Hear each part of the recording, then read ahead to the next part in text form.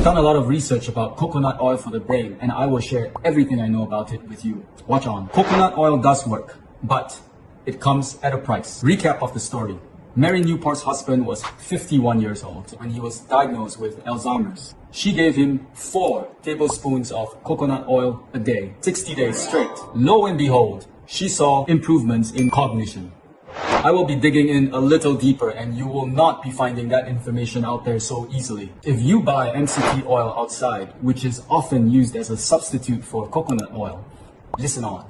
Capric acid and caprylic acid are useful because they will be converted to ketones, and ketones will provide energy for the brain. In Alzheimer's, there is usually an issue with getting energy from glucose. So using ketones as an energy source is going to help. In coconut oil, we do not just have caprylic acid and capric acid. We also have lauric acid. In terms of length, you have the MCT, which is medium chain. You have the long chain fatty acids on the other end. And in between, you have lauric acid.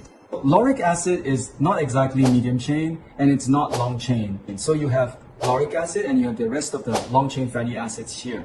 They make up 90% of the composition of saturated fat in coconut oil. So you probably have heard of saturated fat being bad for you. Yes, and that's why we're having this discussion here. So the issue with long-chain fatty acids is they're not that easily broken down, and that can be an issue with gurgling down coconut oil every day. Let's not even talk about the lauric acid here. Let's talk about the long-chain fatty acids here. These are what are going to make you fat in all the bad ways possible. It's not just fat in your arteries, it's also body and visceral fat. And these are not healthy for you. Now let's go into what's good in coconut oil that isn't there in MCT. First of all, lauric acid is really good at reducing inflammation, specifically brain inflammation. And brain inflammation has been posited as one of the leading causes of Alzheimer's. The second reason is a little more complicated, but I'll simplify it. It's that lauric acid is able to help you grow new brain cells. Research is ongoing, but it's these 3 things that hold potential for why lauric acid is good for your brain. Very soon in the future, new research might show that lauric acid is good for neuroplasticity, neurogenesis, and repairing neuronal damage.